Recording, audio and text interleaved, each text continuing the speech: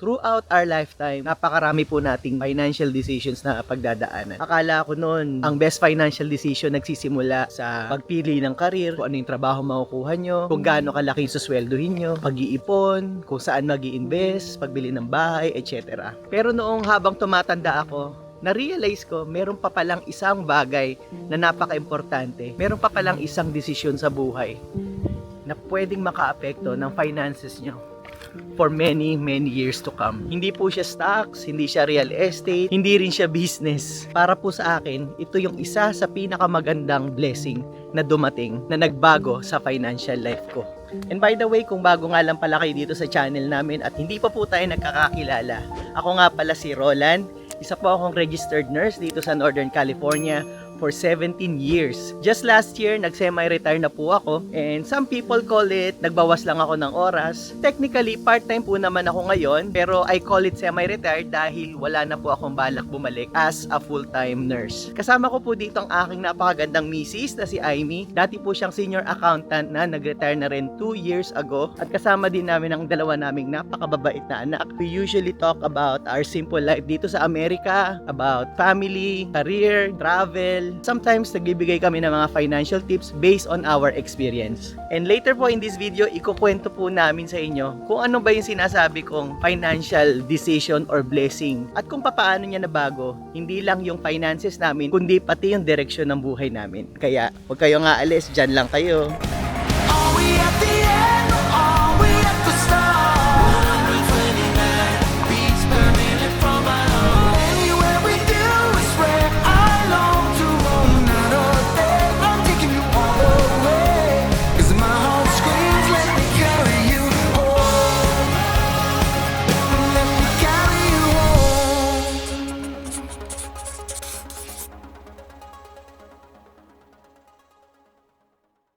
Good morning!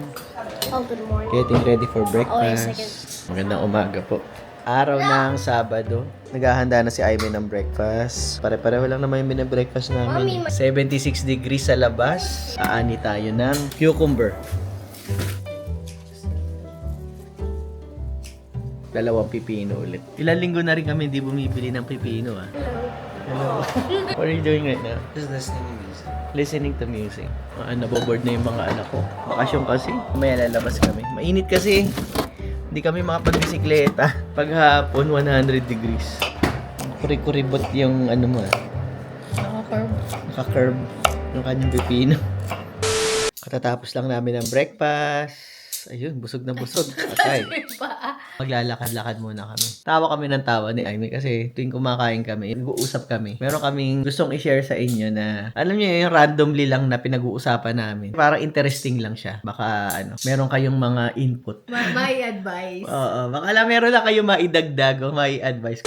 Pag summer na, itong mga bata, medyo binibigyan namin sila ng leeway sa pindot, doon sa screen time nila. Kaya lang siguro nasanay na sila na hindi sila masyado nakakapag-screen time pag may pasok. Sabi namin maglalakad kami, iwan muna namin sila sa bahay. Nakakatuwa lang kasi mas gugustuhin nila lumabas ng bahay kesa kahit payagan mo sila mag-screen time sa bahay. Sabi nila, sasama na lang kami kahit mainit. Ayaw namin dito sa bahay. How's everything, Jairus? Good. Good.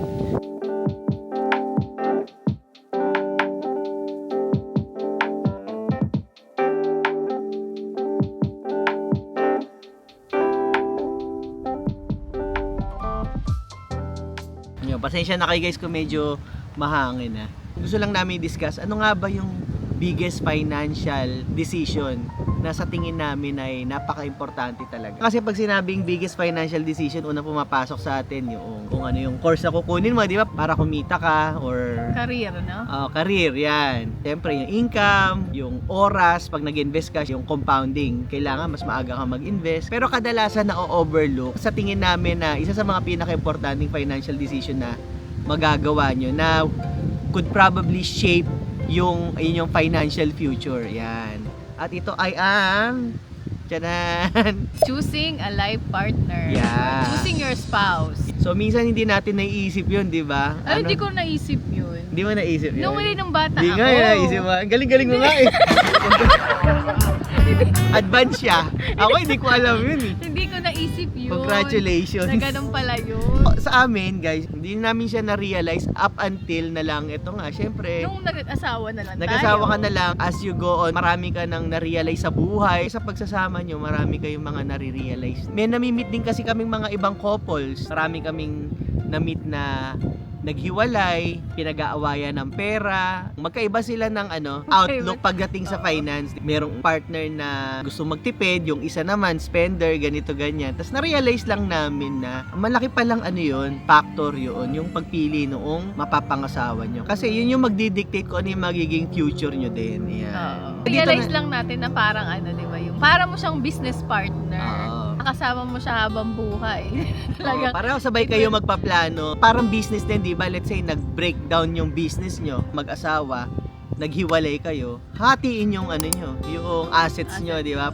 Parang business, di ba? Na-bankrupt ka o nalugi ka. divorce. Oo, So, ibig sabihin ba, pipili ako ng mayaman? Hindi naman ibig sabihin, pipili ka ng mayaman. Kasi, napag-usapan na namin ni Jairus to nung mga nakaraang buwan. Isa sa mga topic namin to, paulit-ulit namin pinag-uusapan.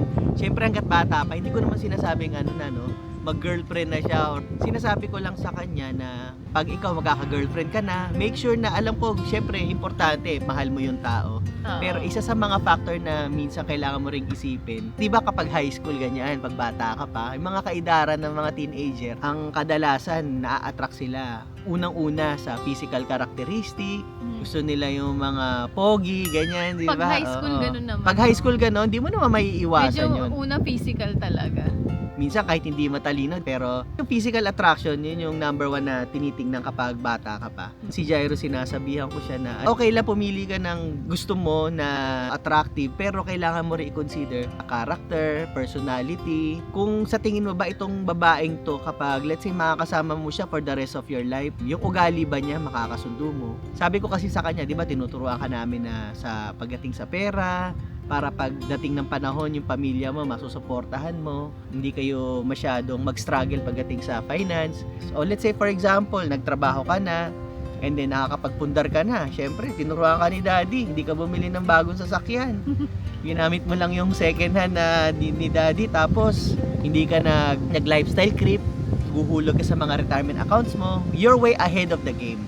Pero lahat ng mga tinuro ko sa lahat na natutunan mo, pwede rin siyang mawala or masira yung pinaghirapan mo once na makapili ka ng partner na hindi akma siguro sa mga financial goals mo o kaya sa mga prinsipyo mo sa buhay. Kaya sabi ko sa kanya, kapag pipili ka, wag lang masyado sa physical characteristic. Tingnan mo rin kung magkakasundo kayo, kung yung values mo ba nagma-match doon sa values ng magiging partner mo. Doesn't matter kung mayaman or mahirap or kahit anong lahi pa siya. At least responsible partner. Oo. Yung parehas kayo ng values. Kasi yung values yun, pag mag-asawa na kayo, nagiging isa yan no? Oo. Pa yung observation lang Oo, natin. nung bago dumating kasi si Amy dito, guys, naamin ko naman na hindi naman ako masyadong maimpok. Alam mo yun, nag-iipon, marami rin akong gastos. Susugal pa nga ako, no? Di ba? Nakwento ko na sa inyo. Bibili ako ng mga sapatos, damit. Although hindi ako nahilig sa sasakyan. Parang dumaan din siya sa stage na yon. Oo. Kaya hindi ko rin masisisi, pasensya na doon sa mga minsan masyado kaming mahigpit no pagdating sa mga sa mga Pagbili. lifestyle creep, which is naiintindihan ko rin naman yun, especially doon sa mga baguhan Oo. na bibili ng ganito, bibili ng ganyan, mag-upgrade agad ng lifestyle kahit bago pa lang. Nare-realize ko rin, no, sinasabi ko yun. Pero pinagdaanan ko rin yung mga ganun. Kaya lang, syempre, para doon sa mga iba na sabi ko nga matuto kayo doon sa experience ng mga iba. Kapag may sinasabi sila, subukan nyo na, huwag nyo nang ulitin, di ba? Yun na yung hint nyo para it will yun, save you time and money at the same time. Yun yung cheapest way para matuto. Oo. Ipakinggan nyo yung mga taong pinagdaanan na yung mga bagay na yun. Sabi nga natin, okay lang naman na pagdaanan yun yung mga stage na pagbili-bili. Basta wag lang yung kumbaga wag ka Magtatagal. lang magbababad. Huwag ka lang magbababad sa yun stage lang na naman yun. lagi Oo. sinasabi Nabanggit, na. Sa based on experience, parang minsan kailangan mong pagdaanan. oo, Bago masabi ka mo. matuto, Yes. ay hindi ko pala talaga kailangan yun. Oo. Kaya lang, mas maganda kung lalaktawan nyo, di ba? Kung makikinig ako kay Sir Roland kasi... Magaling kung talagang di ba? Oo. Kung matututunan mo na, kahit hindi mo pa nararanasan. You'll be way ahead of the game. Yung shared habits. Yung kumbaga yung nagiging isa, yung mga values nyo Oo. in the long run. Mm-mm. Minsan may nakukuha akong values niya, Mm. tapos minsan may nakukuha rin siyang values sa Oo, akin. oo. So nag-a-adjust ka, Oo. di ba? Nagko-compromise tayo. Oo. Yun. Kaya maganda sa atin, para nagko-compliment naman tayo Oo. kahit papaano. Kailangan yung isa willing mag-adjust o pareho kayong willing kayong mag-adjust. Kahit po si Warren Buffett, isa po siya sa greatest investors of all time. Sabi po niya, the most important decision you'll ever make is who you marry. Before choosing stocks, choose your life partner wisely. Actually, kung meron kayong partner na naging high school sweethearts nyo, kasi yung personality nila very raw. Kumbaga, walang pretensions, di ba? Kasi madali na magsabi kapag maghahanap kayo ng partner ng, let's say, nagtatrabaho na kayo, or after na, basta matanda ka na, tsaka ka maghahanap ng partner. Medyo challenging kasi, madali kasi nga ngayon, alam nyo na ngayon, marami ngayong, hindi ko masasabihin manloloko, pero marami pretentious na mga tao na naghahanap din ng partner. Madaling i-disguise, madali kong sabihin na family man ka, Oo. or makajos ka, ganyan. Kapag yung mga high school sweethearts, kilala mo na, ito nung bata to, bully to, kilala ko Alam mo yung na ugali yung ano to. niya talaga, yung ugali niya na Yeah. walang filter. Oo. Parang madali ding pag high school, alam mo na, ito responsable to. Hindi bulakbol sa school. Okay. Mabait naman Mabait to. sa school, Hindi naman nambubuli. So siguro, I think later on, magiging responsable din siya, di ba? Yeah. Pero kami, hindi namin alam din lahat to. Siguro talagang, kaloob lang ni Lord na pagtagpuin kami. Nax! Nung bata ako, hindi ko naman sinasabi yung values, ganyan. Oo, wala Pero naman. something lang na, ang ko lang nun yung mapagpapasensyahan ako, ganun. Grabe talaga. Ang bait ni Lord sa'yo. Ang daming hindi maubos-ubos yung pasensya Yes. ko. Di ba kung tinuturuan niyo yung mga anak niya about finance, okay din na paalalahanan niyo sila. Kasi alam niyo naman pag bata, pag na-in love, di ba minsan, todo-todo. No holds barred. Wala silang pakialam pag tumibok na yung puso nila. Pag gusto nila, lahat hahamakin nga, di ba? So, i-educate nyo lang din sila. Kakilalanin nila yung taong gugustuhin nila. Ayan. Noon ang buhay ko parang walang direksyon. Bawat sweldo dumadaan lang sa palad ko. Minsan sa sugal, minsan sa luho. Gadget, sapatos, damit na hindi kailangan masyado. Akala ko noon okay lang ang ganun. Basta masaya ngayon, bahala na ang bukas. Pero sa likod ng ngiti at tawa, may kulang sa buhay ko, may nawawala. Hanggang sa dumating ka at unti-unting nagiba ang lahat. Hindi mo ako pinilit magbago, pero dahil sa'yo gusto kong maging mas maayos. Nang dumating ka sa buhay ko,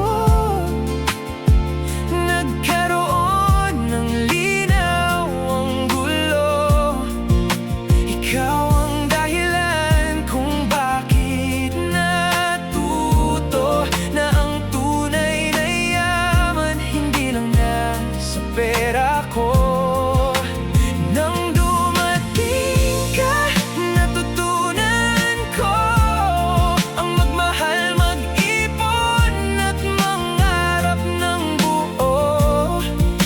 Sa mundong puno ng gastos at tukso, ikaw ang pinakamagandang desisyon ko. Nung sumama ka sa akin dito sa Amerika, hindi madali pero magkasama nating hinarap. Mula sa simpleng pangarap, binuo nating dahan-dahan. Bawat sakripisyo, bawat plano, may patutunguhan. Hindi man naman tayo perpekto. May hirap din at takot, pero mas magaan ang buhay kapag hawak mo ang kamay ko. Dati ang iniisip ko lang kung ano ang gusto ko, ngayon ang tanong ko na, para sa pamilya ba ito? Sa bawat desisyon, ikaw ang paalala sa puso ko, na hindi kailangang madaliin ang lahat, basta tama ang kasama mo sa paglakad. Sabi nila, ang pera importante, oo naman, kailangan din sa buhay, pero mas mahalaga pala kung sino ang kasama mo sa paglalakbay. Dahil ang maling kasama kayang sirain ang pangarap, pero ang tamang kasama tutulong bumuo ng lahat. At kung may isang desisyon na hindi ko pagsisisihan, ikaw yun, mahal, hanggang dulo ng ating buhay. Nang dumating ka sa buhay ko, naging tahanan ang dating gulo. Ikaw ang dahilan kung bakit natuto na ang tunay na yaman, kasama kitang buuin ito. Nang dumating ka, nakita ko, hindi lang pala pera ang dapat ipanalo. Sa buhay kong dati, ligaw at magulo, ikaw ang pinakamagandang desisyon ko. Kung pipili ulit ako sa simula, ikaw pa rin ang pipiliin ko. Hindi lang asawa, hindi lang kasama, ikaw ang biyaya na nag-ayos ng mundo ko. Isa pa guys, kailangan wag nating kakalimutan, parati kayong magdasal, humingi kayo ng guidance kay Lord. Sana makuha nyo yung tamang partner. Kaya ako napakalaki talaga ng pagpapasalamat ko, kasi biniyayaan tayo ng tamang partner na align sa mga goals natin. Kaya sa mga single dyan, huwag kayong magmamadali. It takes time. Pagdasal nyo po mabuti, magsik kayo ng guidance kay God, at yung ibibigay niya sa inyo yung tamang tao para sa inyo. Hanggang dito na lang siguro yung vlog natin for today. Maraming salamat po sa inyong panonood, at magkita-kita na lang po tayo ulit sa susunod.